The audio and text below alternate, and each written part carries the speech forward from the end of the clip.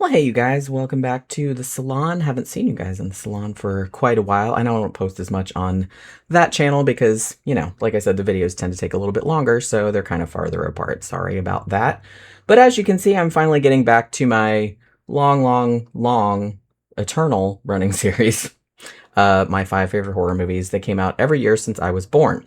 And because you can all do math, we are now at 1986, and that was the year that I turned 14 years old. And just as I do in all of my regular videos, I have my top 5 favorite ones, but of course I can't just narrow it down to that, so I have a couple of honorable mentions, and I will talk about those momentarily. So Ken Russell's Gothic is my first honorable mention. This was obviously inspired by true events surrounding the famed haunted summer of 1816, where there was a whole gaggle of very famous legendary figures, writers Mary Shelley, Percy Shelley, and Lord Byron, Byron's physician, John Polidori, and Mary Shelley's stepsister, his name was Claire Clairmont. They were confined by these kind of torrential storms inside Villa Diodati on the shores of Lake Geneva in Switzerland. Much drinking and drug taking, allegedly, took place, as did philosophizing and reading of ghost stories, which sounds like a party, actually. And Byron eventually proposed that each of the people in attendance write their own original ghost story. Most famously, again, obviously, Mary Shelley produced the first draft of the iconic Frankenstein. John Polidori actually came up with a tale called The Vampire, with a Y, which was a massive influence on Bram Stoker's later Dracula, which was published in 1897. Now, so Ken Russell this wasn't actually the first movie adaptation of this. There was another one that was just called Haunted Summer, but which is actually also pretty good, but Ken Russell's is better, I think.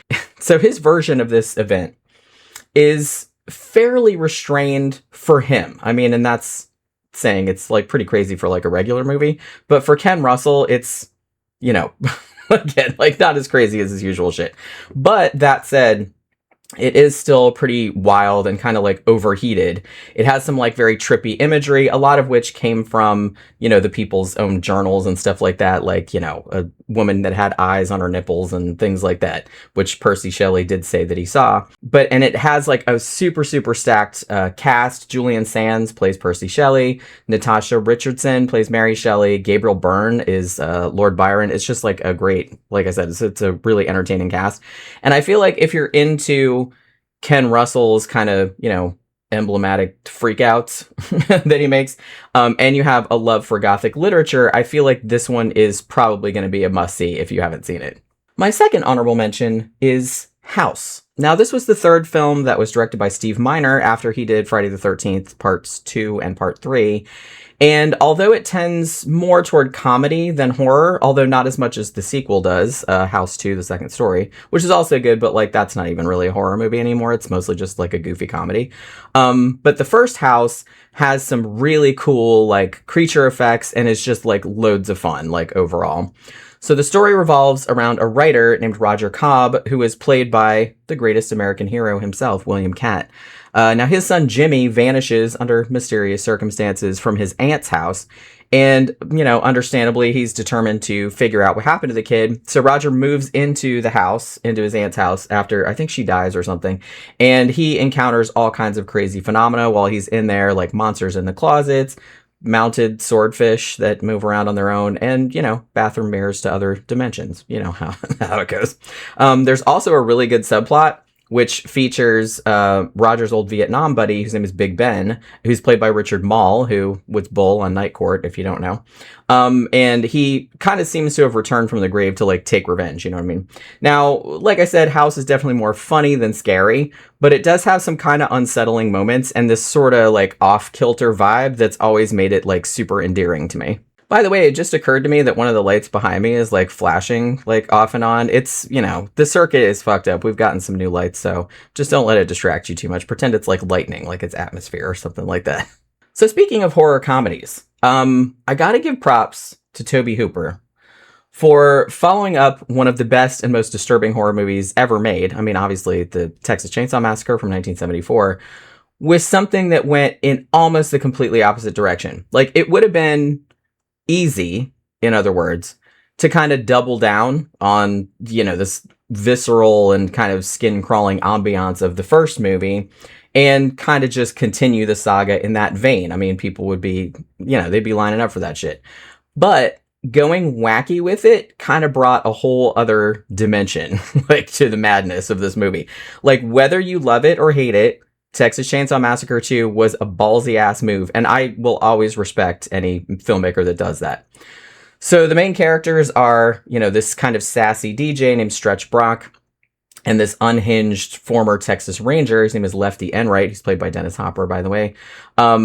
It's kind of pits them against the cannibalistic Sawyer clan from the first movie in their underground lair, which of course they have now. So the movie is like a lot more zany, over the top, and ridiculously gory than the OG, which actually isn't very gory, like, despite its reputation. And although this undercuts the horror to such a degree that it's practically non-existent, like I said, I would just straight up call this like a wacky comedy. I can't be too mad at it because the whole movie is just such a blast, like from beginning to end. It's just so fun. And I feel like one of the major components of that is the addition of Bill Moseley as Chop Top. He just steals pretty much every scene that he's in and, quite rightfully became a horror legend in years to come, most famously probably working with Rob Zombie on a bunch of his movies. So without further ado, let's get on to the main event, my top 5 horror movies of 1986. So April Fool's Day. I did like a very long breakdown of this movie elsewhere. Like, I know I did it on my blog. I might have also done a video of it as well. So I'm going to try not to repeat myself too much.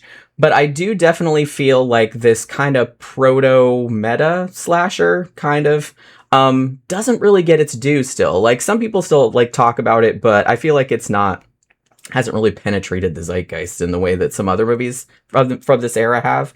It's not excessively bloody.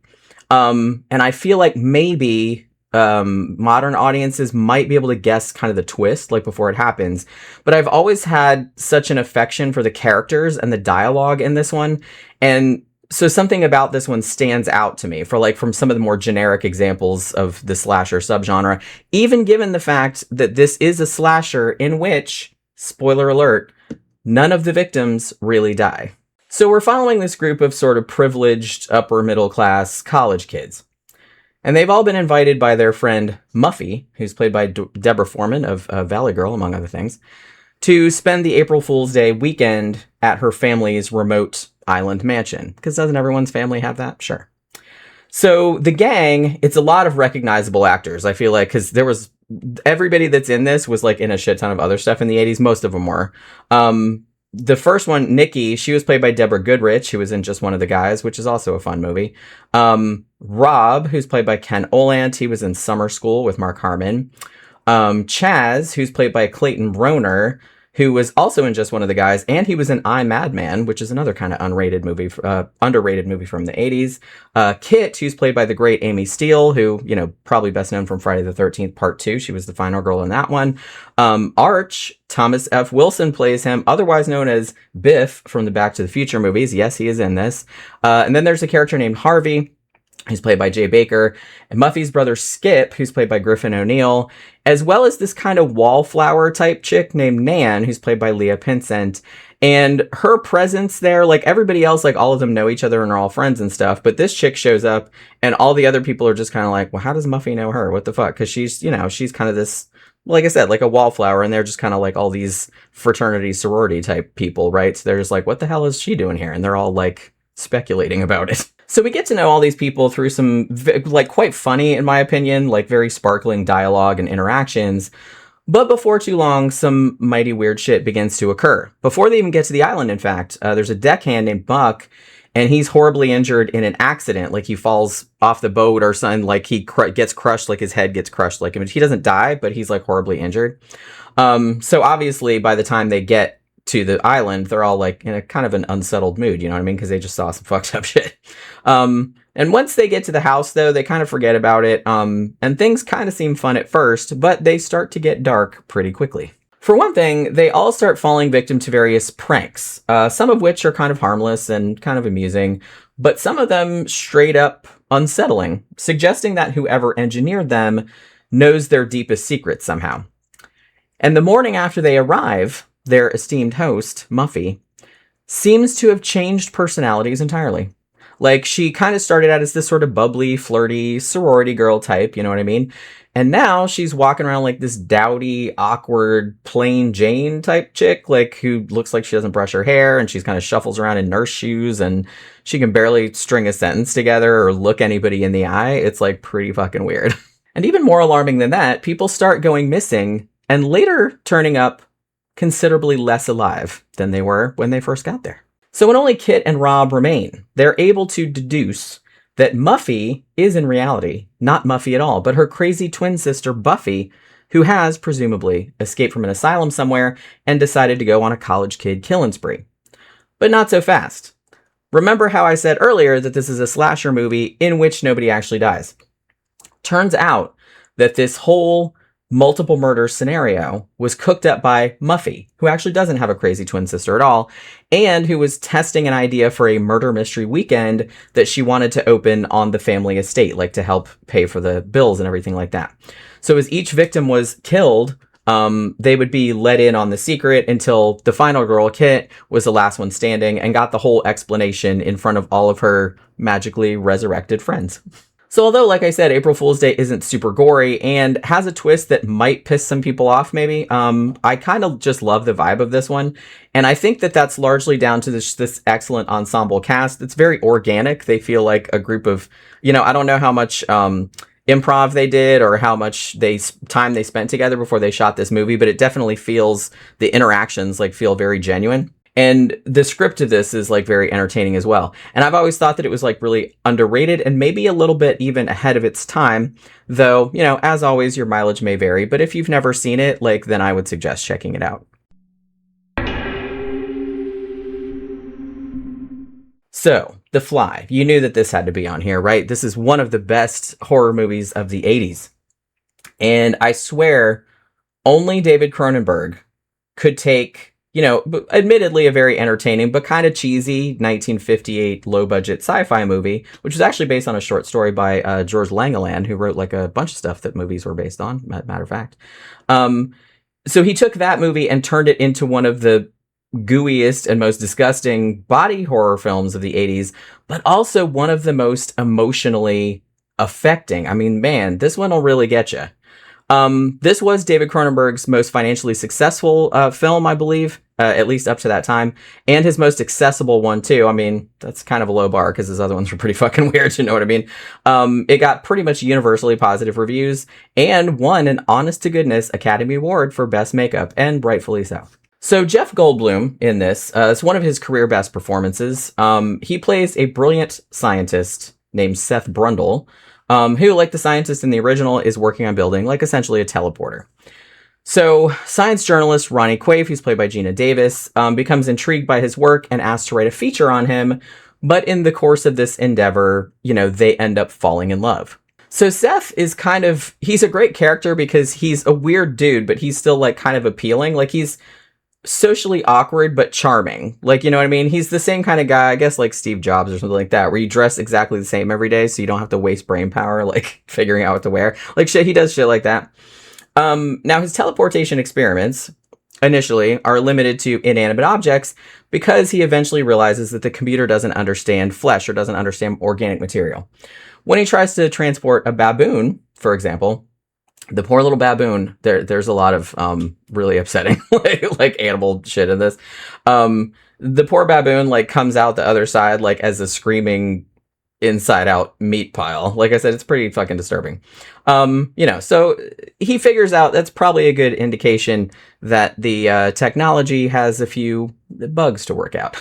Pun absolutely intended. So eventually, Seth figures out that the computer needs to be taught how to interpret living tissue rather than merely reconstructing it.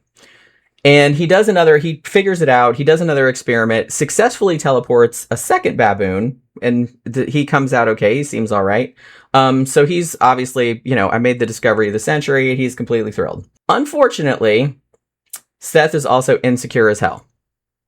So even after he has this huge triumph with this huge breakthrough with his experiment, Ronnie is over at his house and she leaves one evening to confront her kind of sleazy ex-boyfriend and her editor, whose name is Stathis, for heaven's sakes. And Seth gets totally shit-faced, like convinced that she's gone back to Stathis, like romantically, even though she hasn't.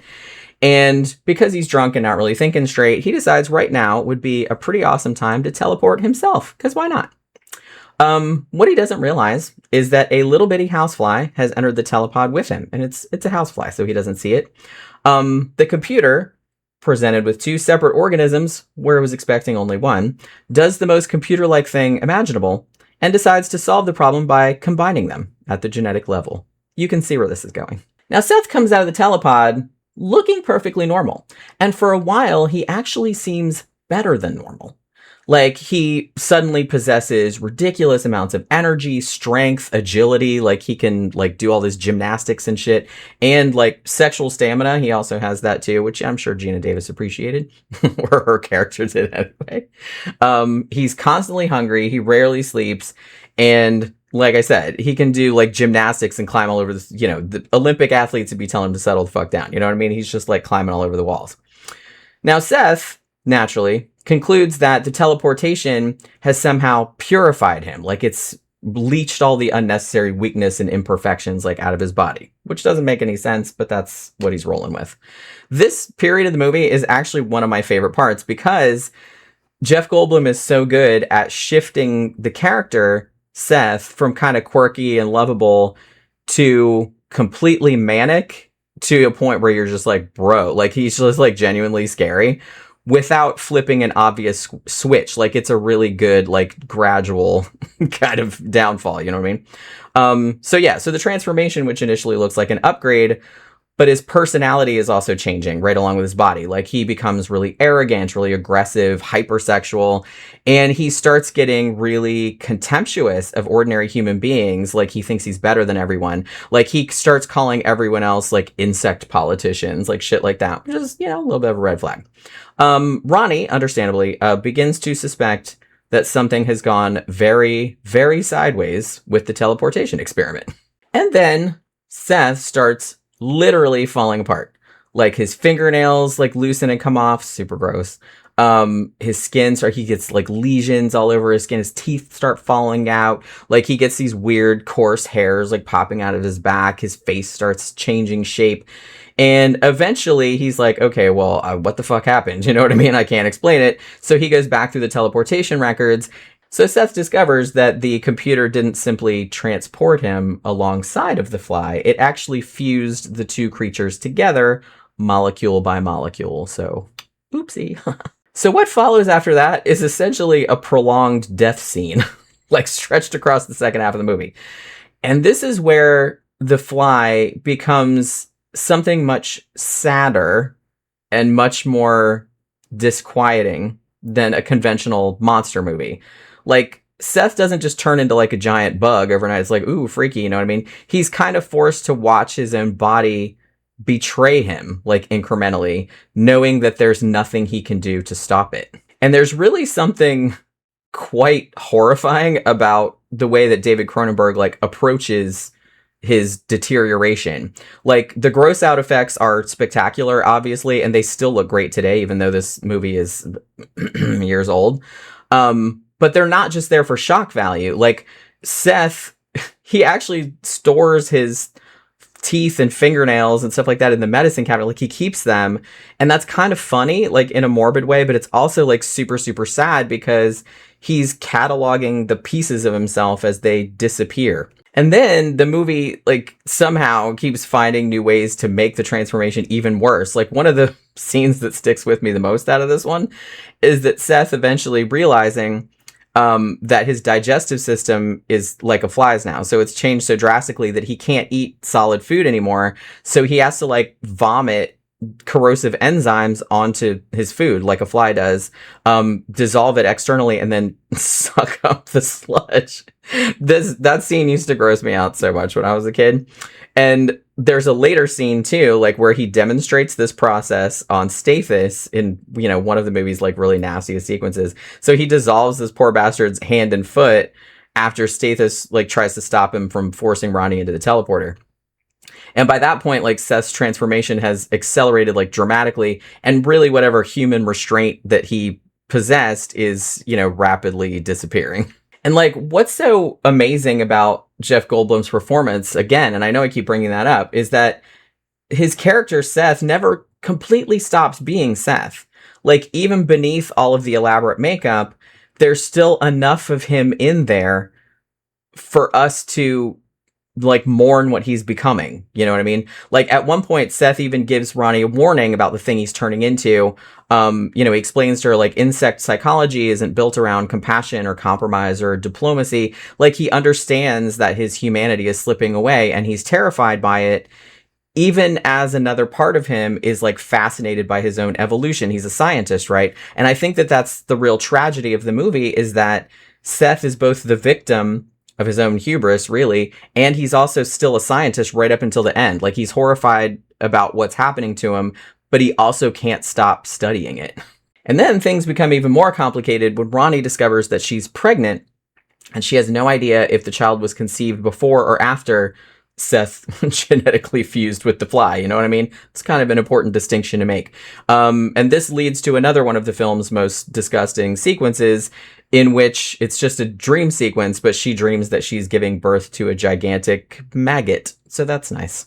So because she's terrified, obviously, that the fetus might somehow be carrying Seth's mutations, Ronnie decides she wants to get an abortion, but Seth finds out and like kidnaps her before the procedure can take place. And by this stage, like, his thinking is completely warped. Like, there's a tiny like seed of humanity left in there, but that's like pretty much it.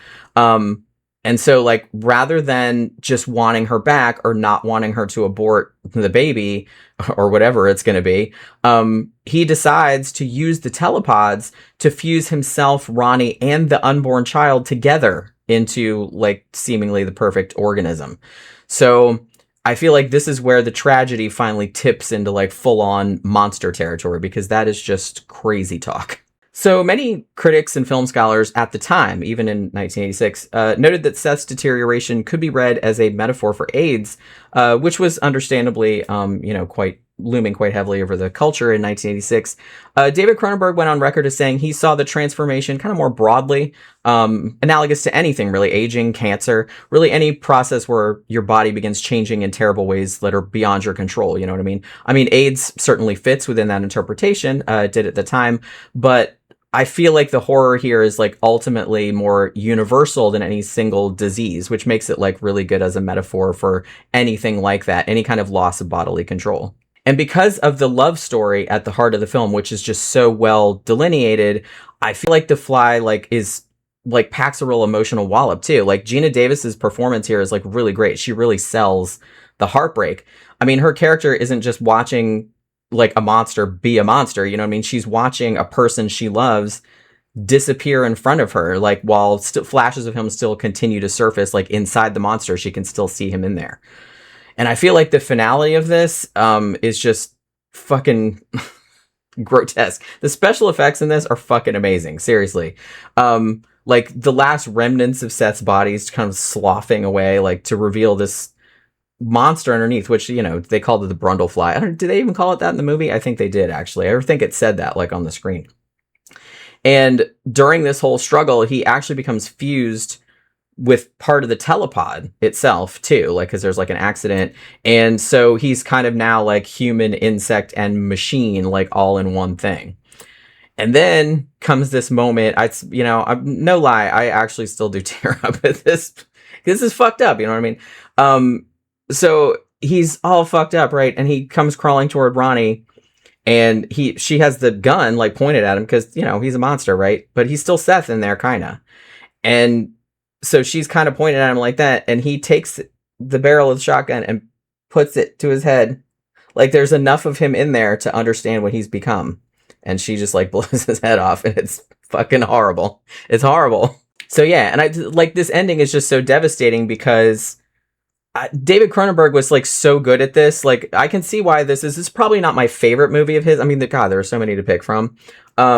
But I mean, I can see why this is like his most universally acclaimed, because he just never lets the spectacle of it at all. And it is a spectacle, don't get me wrong.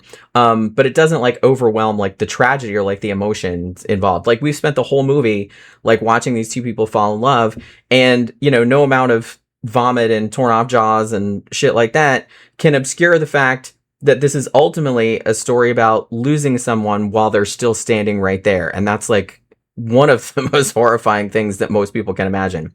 So this many years later, I mean, The Fly is still a brilliant, brilliant movie. Like I said, easily one of the best horror movies of the entire 80s. Actually, probably one of the best horror movies of all time. You know what I mean? Let's not beat around the bush. Just the acting performances are outstanding. You know, they give the story this real stakes and real power, and just incredible, incredible special effects that still look amazing today, at least in my opinion. You know, plenty of body horror movies can like gross you out. And, you know, plenty of like rom-coms or shit like, or, you know, dramas can make you cry, but it's very, very rare that a horror movie can do both of those things like within like 30 seconds of each other. So I think that's kind of why it's still endured like this many years later, and why it's still a classic.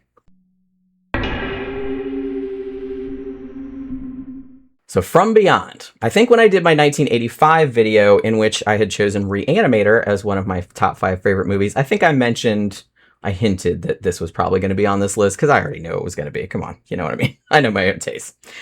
So obviously, after the huge success of Reanimator from 1985, the director, Stuart Gordon, he decided he was going to stick with a winning formula, right? Nothing wrong with that. So he followed up Reanimator with another kind of loose H.P. Lovecraft adaptation, which also, again, prominently features Jeffrey Combs and Barbara Crampton, national treasures, albeit they're playing different roles here. And I feel like Reanimator, that was more like over-the-top gore, evisceration, like just shocking kind of, you know, bloody, crazy arms and limbs and things like that. I think From Beyond goes slightly more surreal and like more cosmic with it. Has some incredible like body horror type mutations. I believe like 4 different effects teams like worked on this, and the effects in this are also fantastic. So the story here centers on Jeffrey Combs playing a scientist with the amazing name of Crawford Tillinghast, very Lovecraftian. He's kind of a nervous scientisty guy, and he's been assisting the much less nervous and considerably more perverted scientist, Dr. Edward Pretorius, in building this machine which he's called the Resonator. So this device stimulates the pineal gland, which is supposedly a dormant like sensory organ, and theoretically it allows anybody within the range of the Resonator to perceive a different dimension of reality that's normally invisible to human beings. Unfortunately, there's a pretty significant downside. Like once you can see these things that are inhabiting this other dimension, they can also see you. So we discover all of this after one particular experiment goes pretty spectacularly tits up. Pretorius ends up decapitated. As I said, it went tits up, right? And Crawford ends up like kind of gibbering to the police about creatures floating around in the air and eating people's heads like a gingerbread man. That's still fucking classic. I love the way he says that. God, I love Jeffrey Combs. So because of this crazy story that Crawford is telling, which is obviously, we know it's true, but you know what you would think if somebody came to you with a story like this, he gets hauled off to a mental institution. And then he gets examined by a psychiatrist named Dr. Catherine McMichaels, played by the lovely, wonderful Barbara Crampton. Now, rather than dismissing his story outright, to her credit, Catherine does notice that his pineal gland has actually become enlarged. And she's like, well, okay, maybe there's a little bit of scientific credence to his, otherwise pretty batshit account of what went on. Now, against Crawford's extremely emphatic objections, she's like, seriously, don't fuck with it. She decides, good idea, they should go back to Pretorius's house and fire up the Resonator again, just to see what's what. You know what I mean? Not a great idea, but okay. So they're accompanied by this detective named Bubba Brownlee, who's played by Ken Foree. He's great in this too. He's understandably very skeptical about the whole thing, but he agrees to play babysitter while these two scientists kind of poke the interdimensional bear, to coin a phrase. So once the resonator gets humming, like the room fills up with these kind of squiggly, like eel-looking creatures, like swimming through the air, and the supposedly dead Pretorius like reappears, looking a lot different than he did. It's hard to explain. He looks kind of stretched. It's very thingy, you know what I mean? It's just like arms and fucking all kind of crazy shit. And yeah, so he can manipulate his body into all kinds of disgusting configurations. And he was a pervert before, like when he was alive. But now that he's in this other dimension and can do all this crazy shit with his body, he's become even more obsessed with like sensation and sex and the whole possibilities of this beyond realm, you know what I mean? Now, Crawford is just like, fuck this shit, I don't want anything else to do with it. But Catherine becomes fascinated by it to an obsessive degree, I would say. Particularly since the stimulation of the pineal gland, which the machine causes, seems to awaken all sorts of like previously suppressed appetites that she might have had. Let's put it that way. And this culminates in the beautiful, again, Barbara Crampton sashaying around in bondage gear, which, not gonna lie, is worth the price of admission all by itself. I mean, hubba hubba. So from there, the movie very quickly descends into this kind of parade of mutations and slime and appendages and brains sticking out and all kind of crazy shit. Pretorius like keeps appearing and he's like just less and less human every single time. Crawford actually ends up undergoing a pretty gnarly transformation of his own. Eventually, he develops a protruding pineal gland that pops out his forehead like an antenna, or like a little bitty penis, I guess. He also develops a craving for human brains, which he actually satisfies by sucking brains out through people's eye sockets. So I feel like Reanimator, these two movies are different but similar enough. I mean, they're along the same lines. They both have this kind of, I don't know if I'd say adolescent, but kinda. It's kind of like combining like sex and gore, like crazy over the top gore. But I feel like it's slightly, Reanimator is bloodier, whereas this one is more like surreal kind of body horror, like, you know, mutations and stuff. I don't know which one is darker. I feel like Reanimator is probably slightly funnier, but they're both like pretty darkly comic, I guess. And the thing about the Resonator is that it doesn't just expose another dimension, which I think was mainly what they were trying to make it for. It strips away everyone's inhibitions and turns like whatever appetites they had, like I said, into something grotesque, you know what I mean? And I feel like one of the best things about this movie is like, you know, Catherine's transformation from this kind of, she has that hot librarian kind of thing going on, even though she's a scientist. She's got like the big glasses and her hair's all pulled back and she's all like buttoned up with the blouse and everything like that. And then, you know, halfway through the movie, she's like all this fucking S&M gear. It's pretty rad. You know, it's not super subtle, obviously, but Barbara Crampton, and man, I love her, but she just like commits to like how crazy this movie gets. And she just like completely makes it work. Just by virtue of being Barbara Crampton, you know what I mean? And Jeffrey Combs, I mean, he's fucking great in everything. He's even good in shitty movies. I will watch Jeffrey Combs in literally anything, for real. And he plays him, it's kind of interesting because he played a mad scientist in, well, you know, I don't think he's as mad in this one, but he plays a scientist in both Reanimator and From Beyond, but they're completely different characters. Like, I feel like Herbert West from Reanimator, he kind of usually seemed delighted by whatever horrible thing like his experiments produced. He's like, ooh, look at this mutated horrible like cat with a, you know, whatever. And it's just like, so you know what I see? He was just very arrogant and like very happy about it. Whereas Crawford in this movie spends most of the film like looking like a dude who has kind of peered beyond the curtain of reality and kind of wishes he could unsee what he saw. And I mean, Ken Foree is great in this too, like playing Bubba. And because that character is like relatively normal, it kind of gives the movie a little bit of a grounding, because they're, you know, the other two characters are getting kind of excited about enlarged pineal glands and alternate dimensions and shit like that. And he's essentially the only person with the sense to suggest that maybe everybody should stop turning on the goddamn machine, for Christ's sake. It's like, you know what I mean? Then all your troubles will be over. So, you know, but obviously, naturally, being the sensible person in an 80s horror movie does not work out particularly well for him. So I feel like, I mean, From Beyond might not have quite the same cultural footprint, I guess, as Reanimator, but I've always loved it nearly as much. It makes like a great double feature. It's got the same Stuart Gordon, Brian Yuzna combination of like being intelligent, but also kind of sleazy, but also kind of blackly comic. And, you know, the special effects in it are amazing and revolting and great. But this one's also like a little bit stranger, like more dreamlike, I guess, with this kind of great, like lurid pink purple lights, like very neon saturated. And I feel like all the actors in this are super fun. Like they're over the top, but it totally works, like with the tone of the movie.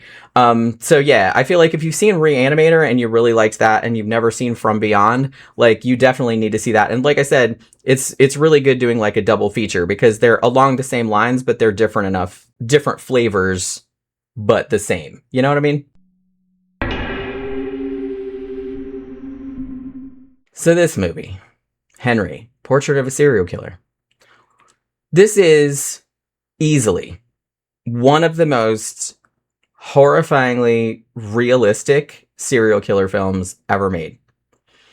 Now, the director, John McNaughton, took some inspiration from real life crimes committed by the scumbag murderers and also compulsive liars, Henry Lee Lucas and Otis Toole. But this movie also has one of the most astonishing, and I'm not going to lie, kind of chilling like acting performances in all of horror. And that would be Michael Rooker as the titular Henry. So Michael Rooker plays Henry as this kind of soft-spoken, very emotionally blank drifter guy. And he's recently moved in with his old prison buddy, Otis, in this shitty little Chicago apartment. Now, during the day, Henry works, you know, off and on as an exterminator. By night, or afternoon, or whenever the mood strikes him, really, he murders people, as one does. There doesn't really seem to be much rhyme or reason behind his victim selection either. Sometimes he follows a woman home from a shopping mall. Sometimes he picks up a hitchhiker. Sometimes he just, you know, sees an opportunity and takes it. Interestingly, like the murder isn't presented as some big grand compulsion or elaborate ritual or anything like that for him. It's just something he does. Like, and when he does it, he has about the same level of emotional engagement as somebody might like stopping on the way home at the convenience store to get a pack of smokes or something like that. Like he just doesn't give a shit about it at all. It's just something he does. So into this whole grim domestic arrangement comes Otis's sister, Becky. Now she's fled her abusive husband back in Texas, needs somewhere to stay. And Becky's this kind of sweet, very vulnerable character. And because she comes from an abusive background, she's, you know, pretty sadly accustomed to being treated like shit. Now, perhaps unwisely, not victim blaming, but I'm just saying, she takes an almost immediate liking to Henry. Because I think that because he seems very quiet and reserved and not like open and angry, like I'm assuming her abusive husband was, I think she mistakes that for gentleness, perhaps. And in fairness, at least at first, Henry actually is pretty gentle with her. And especially in comparison with Otis, who is like a complete and total fucking sleaze, and his behavior toward his own sister, like gets creepier and a lot more sexually aggressive, like as the movie goes on. I mean, let's not get carried away and start thinking that Henry has secretly got a heart of gold buried somewhere under all that sociopathic crap. The director of this movie is just far too smart for that shit. Like, one of the things that makes this movie so unnerving is how very deliberately it avoids the usual kind of cinematic mythology, I guess you want to say, like surrounding serial killers. Like Henry isn't like Hannibal Lecter, like giving these witty monologues, being super intelligent and he artistic and constructing all of these elaborate tableaus with his victims and things like that. And he also isn't some slasher villain, like he isn't some masked boogeyman like in the shadows, right? He's just some guy, you know what I mean? He drives around, he eats dinner, he sits on the sofa, he makes small talk with people, and occasionally he brutally murders somebody and then goes about the rest of his day like nothing fucking happened, you know what I mean? And I feel like the movie's kind of very grubby, like low budget look only adds to this whole effect. Like it gives everything this documentary like ugliness. It makes you feel less like you're watching a horror movie than you're like accidentally watching something that you're not supposed to see. So things get even worse in the movie after Henry decides to bring Otis along on one of his outings, like looking for victims. So the pair of them murder two men together, and Henry starts like teaching Otis, like essentially how to be a serial killer. Like, oh, you have to constantly change your methods so the police can't establish a pattern. Like, shoot somebody this time, stab somebody next time, strangle somebody after that. They'll never figure it out. You have to have different types of victims, different types of weapons, different locations, keep moving, all this other stuff. Otis, who, you know, is a pretty enthusiastic piece of human garbage, he takes to the hobby with rather alarming gusto. And this leads up to probably the movie's most infamous sequence, and one that, in my opinion, still like packs a sickening punch even today. The home invasion scene. So Henry and Otis like break into this suburban house and murder an entire family while recording the attack like on a stolen video camera. This is horrifying enough on its own, but then the scene gets infinitely worse by showing us Henry and Otis afterward sitting just casually on the couch watching the footage on TV. And Otis even rewinds it because he wants to see it again. It's like super, super disturbing. And like, what makes this work and what makes this movie so creepy and so scary is that there's no dramatic music telling us how horrified we're supposed to be. There's no heroic intervention at any point. There's no last minute escape for any of the victims. The scene just unfolds very matter-of-factly. It's just this, and it's awful. The whole movie is like that. And it just kind of forces you into this very uncomfortable position of watching two killers watching themselves commit murder and kind of getting off on it, but not even. They're just like watching it like just like they'd watch someone's bar mitzvah or something like that. It's like, it's really fucking disturbing.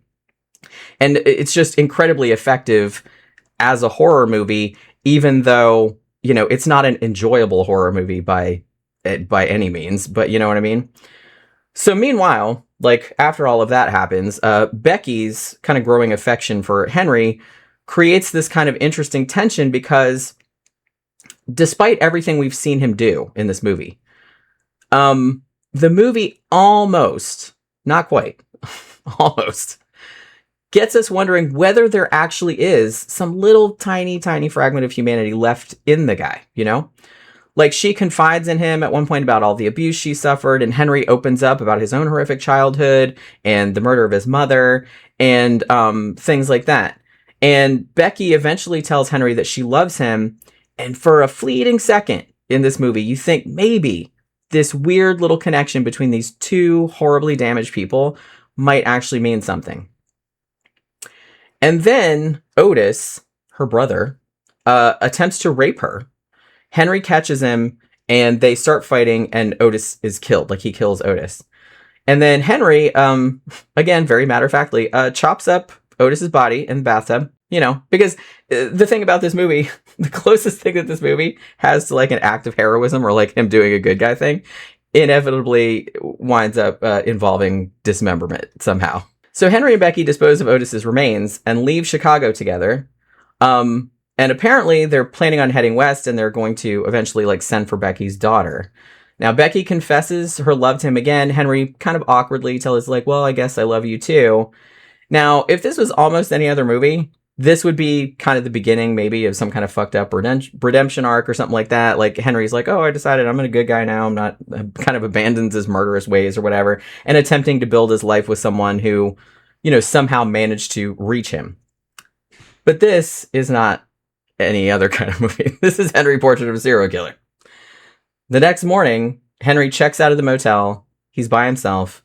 He drives for a little while, pulls over alongside the highway, takes Becky's bloodstained suitcase out the car, leaves it sitting in a ditch, and drives away. And that's it. And that ending, I feel like, is one of the bleakest gut punches in horror. Like, you don't think this is a good guy or anything like that, but it's kind of like you're so used to watching movies where there's like, you know, a redemption arc or like, you know, that kind of like character arc. And because they've sort of kind of set it up like that, you almost have, even though you know he's a terrible person, you still have that little kind of faint hope back there that she might have gotten through to him, you know what I mean? But then that ending comes and you realize, oh shit, like Becky wasn't special. Like whatever affection he might have genuinely felt for her, did he? We don't know. It wasn't enough, like, to override what kind of person he was, like, fundamentally. There's no big climax. There's no police. He doesn't get caught. He doesn't get punished. There's no explanation. Like, he just dumps the evidence and just keeps on going down the road, presumably going to some other town, and he'll eventually meet up with some other collection of people that that he's gonna kill and fuck up. So, you know. And like I said, I think that's ultimately what makes this movie, like, so fucking disturbing. Like, one of the most disturbing horror movies ever made. Like, plenty of horror movies are gorier, more sadistic, more explicit, but very few of them feel this fucking plausible. Like, it feels like you're watching day to day, like if you're a fly on the wall, like in a serial killer's house, and you were just watching him go about his fucking day. Because serial killers, I know this is horrifying to think about, but it's like serial killers aren't serial killers 24/7. You know what I mean? They are, technically, but they're not doing serial killer shit 24/7. They do regular people shit most of the time. And I think this movie is the most effective movie ever made that conveys that, like, in a really, in a way that really, like, makes it stick with you. You know what I mean? So the director of this, John McNaughton, he, like, strips away pretty much anything that's remotely entertaining at all about the cinematic serial killer, which is mostly mythological anyway, and just leaves us with this emotionally vacant character whose violence is just completely random, completely ugly, and just mundane. Like I said, that's just something he does, like, from day to day, and it's nothing special. Like, it's just another thing that he does. Like I said, like doing the fucking laundry or buying a Big Mac or whatever the fuck. It's just like, it's really disturbing. Michael Rooker is fucking amazing in this. Like, he doesn't oversell, like, Henry's menace. He's not over the top. He doesn't have to. Like, he just comes across as just this blank, like, cold. He's just so fucking good. Even when he's being polite or seemingly, like, affectionate, like, you can tell that there's, like, this sociopathy. You know what I mean? It's a fucking amazing performance. Interestingly, even though Henry was filmed in 1986, and hence I'm putting it on the 1986 list, it actually spent several years languishing in kind of release limbo, partly because of its subject matter and its battles with the rating system. So it actually didn't get a wider theatrical release until 1990, which I had completely forgotten about. In a way, though, that almost kind of seems appropriate. Like, the movie feels like something that shouldn't have gotten out in the first place. You know what I mean? Like, it escaped, kind of. It's this sort of grimy little artifact somebody found in a box. Like I said, it was like serial killer home movies, and it probably should have been left there. Like, it's an extraordinary movie, but enjoyable is not a word I would use for it. Like, Henry is the kind of horror movie that you watch it, you admire it, you feel slightly contaminated by it, and then you just don't ever want to watch it ever again. But you will never forget it, that's for sure. So this film, The Hitcher. Now, this one had enough of a following to merit a remake in 2007, which I admit I haven't seen. If it's any good, like, let me know. I'll watch it one of these days. I feel like I don't hear that many people talk about the 1986 original, which, honestly, for my money, is one of the best, most suspenseful, like, highway thrillers, if you want to call it that, like, ever made. It had a really lukewarm reception at the time, which kind of blows my mind. I feel like a lot of the effectiveness of this movie is down to the absolutely terrifying presence of Rutger Hauer as John Ryder, he's playing this, like, relentless psychopath who just starts menacing this innocent young man who gives him a ride seemingly for no reason at all other than pure fucking evil. So this innocent kid who gives him a ride is named Jim Halsey, and he's played by C. Thomas Howell. And he was only 19 or so, like, when this movie was made. And I feel like his youth is pretty important to the whole dynamic. Like, he's not some kind of hardened action hero or grizzled cop or some kind of character like that. He's just a kid who's delivering a car. It's his job. He delivers a car from Chicago to San Diego, and he's just trying desperately to stay awake during this long nighttime drive through West Texas, which is a huge fucking... It's hours and hours and hours of, like, fucking nothing. You know what I mean? Texas is fucking huge. You know, so he's driving and he spots this kind of bedraggled looking hitchhiker standing there in the rain. And he makes the, as it turns out, fatal mistake of deciding to be a decent human being and picks the dude up. So this hitchhiker, who, as I mentioned, is named John Ryder and is played by Rucker Hauer, is initially quiet and kind of weird, you know. But things definitely escalate after they pass this broken down car on the side of the road, and Ryder very casually informs Jim that he's like, oh, by the way, I murdered the driver, and I'm gonna do the same thing to you. And then he pulls a knife out and begins to describe in great detail what he did to the person in the other car. Jim, understandably, starts shitting bricks, but then he notices that Ryder hasn't fastened his seatbelt. Always wear your seatbelt, kids. And the passenger door isn't completely closed. So he shoves the psycho right out the moving car. Exactly the right thing. Exactly the right thing. And that should be the end of it. Obviously, it is not. Even though he did do the right thing. That's what you should do. Just push him out of the fucking car. One of the things that I've always loved most about The Hitcher is how quickly it turns into, like, it starts out as kind of a fairly straightforward, like, picked up the wrong stranger kind of thriller. And then it starts hewing closer to like an existential nightmare. Like, you know what I mean? Like, Ryder starts showing up literally everywhere. Like, Jim sees him riding in the back of a station wagon and, you know, frantically tries to warn them. It's like, oh my God, that dude's a killer. And then he finds the whole family dead, like, later on. Ryder steals Jim's car, like, gives it back, steals other vehicles, blows shit up, murders cops. And he, like, generally materializes at exactly the right moment, like, to make Jim's life considerably worse. And his apparent ability to just be everywhere at once is like never explained. And that's precisely why this movie works and why it's so fucking scary. Because Ryder barely even feels like an actual human being after a while. He's more like some malevolent, like, evil force that has sort of arbitrarily selected Jim for some prolonged psychological torture session for reasons known only to himself. And I mean, so the reason is like just left completely vague. And like I said, and I think that's a good thing. Like, early on in the movie, when Jim is like desperately like asking Ryder, like, what do you want from me? And the only thing that Ryder says to him is that says, I want you to stop me. And that's pretty much the closest thing that the movie ever offers to a motive. You know what I mean? And even that is kind of like raising more questions than answers, right? It's like, does Ryder genuinely want, you know, Jim to kill him? Is he testing Jim for something? Is he some kind of demon? Is he trying to turn this kid? Is he trying to like corrupt him somehow? Or is Ryder just fucking with him? Like, he doesn't have any reason at all other than, like I said, just evil. You never know. And I think that that's one of the things that makes this so terrifying, because it's not over-explained. So whatever the case may be, like, Jim pretty quickly finds himself not only being hunted by Ryder, but also, as if that wasn't bad enough, he's also being framed for Ryder's pretty impressive body count. I'm gonna say he kills a lot of people in this movie.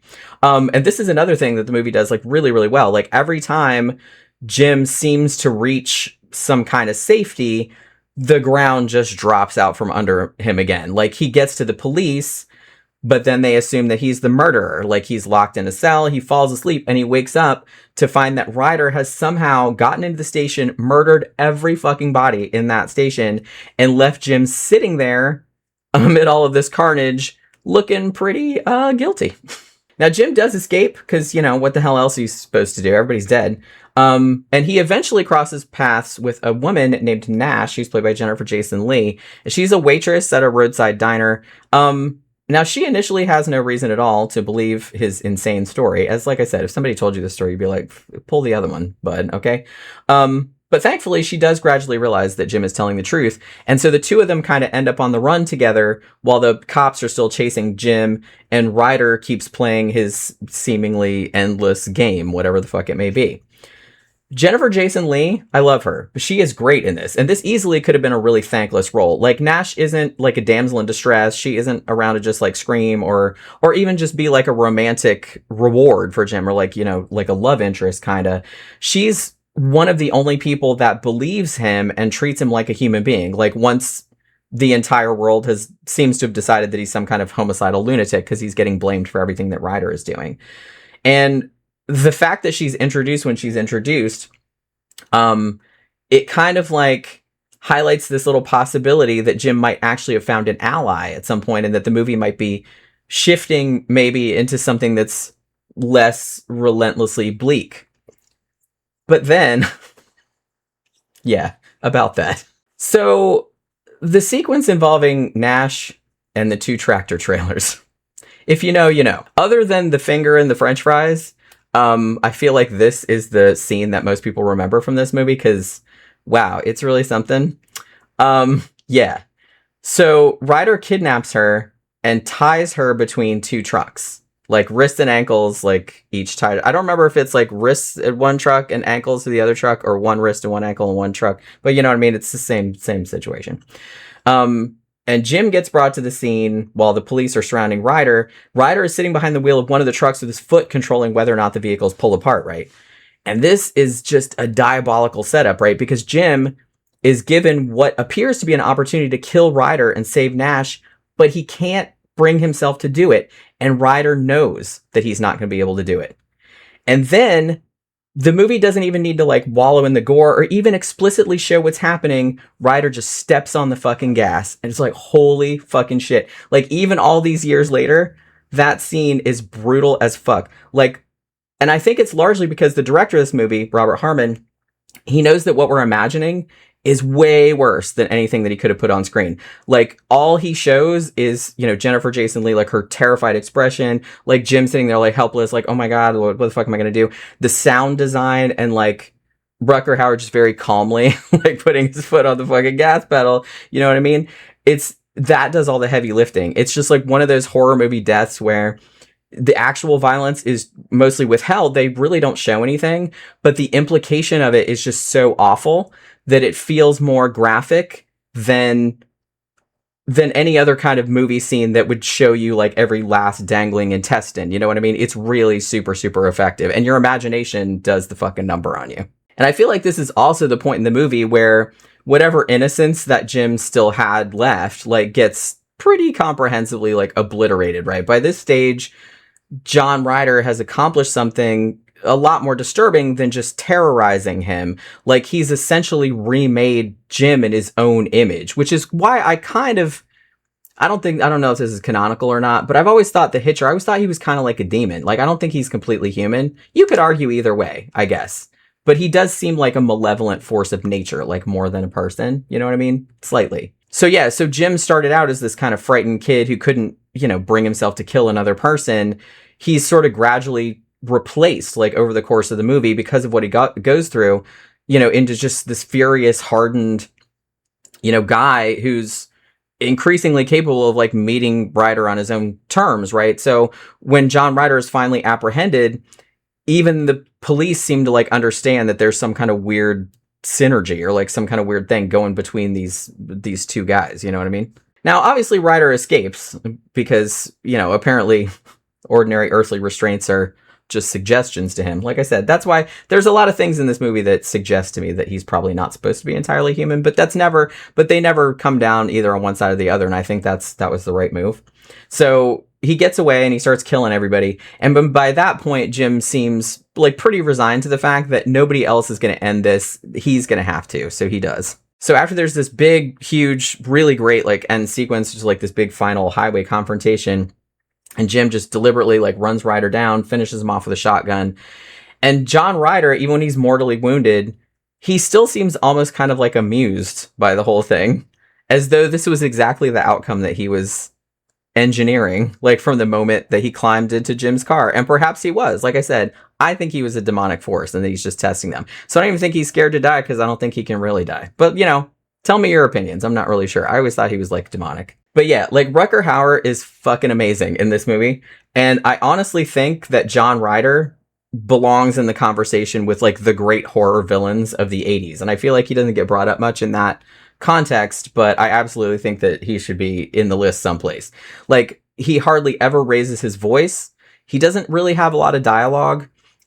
He isn't given some elaborate tragic backstory, like explaining why he's such an asshole or why he's doing what he's doing. But he just like radiates fucking menace the whole time. He's fucking terrifying. Like this, he has this big, huge smile and it can kind of seem sort of charming, but then it's just like terrifying almost without him changing expression. It's extraordinary, like the whole fucking thing. And like I said, he's kind of very human, but he's also sort of otherworldly at the same time. And I feel like C. Thomas Howell, he was in a lot of movies in the 80s, but I don't think he was quite as big a star as like some of the other kind of 80s horror icons were. But I think he deserves a lot of the credit too, because I think the movie only works if we kind of buy Jim's, steadily increasing exhaustion and terror. Like, he spends almost this entire movie being beaten up, being chased, being falsely accused, being shot at, like psychologically tortured, sleep deprived. And by the end, he genuinely does look like somebody who's just been dragged through hell and is just like done with this shit. You know what I mean? And the cinematography is another part of why The Hitcher has really stuck with me all these years. Like, it's shot in these big, wide open, like, desert landscapes. And theoretically, that should feel like, it's open. It should feel like really liberating. But instead, it just kind of makes Jim feel like horribly exposed. Like, there are miles and miles of empty highway, like in every direction. But somehow John Ryder just keeps popping up. Like, how the fuck does he keep showing up, like, where he's at? You know what I mean? It's fucking crazy. So, like, the road itself starts, after a while, like, becomes this weird, like, endless liminal space, you know what I mean? Where the usual rules don't apply. And, there's just endless stretches with gas stations and shit like that. But there's, like, nobody around that's gonna help you. Weirdly enough, The Hitcher got a pretty hostile response from critics in 1986. Roger Ebert pretty famously despised it for some unfathomable reason, but Time has been very, very kind to it. And honestly, I think it's deserved that it got like a critical reappraisal over the years, because underneath all the explosions and car crashes and serial killer stuff going on is this genuinely scary, eerie little nightmare about one tiny little random encounter that just destroys one person's entire life, essentially. And like I said, it's super scary because Ryder has no motive, no history. You don't know where he came from or why he's doing what he's doing. It's never explained. He just has no goal beyond forcing Jim to participate in whatever fucked up game that he's devised for reasons which are never made clear to us. And that's what makes him so frightening. Like, there's nothing to understand. Like, sometimes you're just driving down a dark road, you see somebody stand in the rain, you decide you're going to be a good Samaritan, you pick them up, and you make one bad decision that fucks up your life forever. And I feel like that is the very definition of effective horror. All right, so 1986 is now in the can, but obviously we've still got a long, long, long way to go. So keep watching this space. I try to do these every couple months or so. You know what I mean? I'm going to be dead before I'm done with this, I'm sure. But yeah, keep watching. So yeah, hopefully you guys enjoyed this video. If you did, please remember, like, share, subscribe, and comment. And I will see you guys in the salon next time. Bye.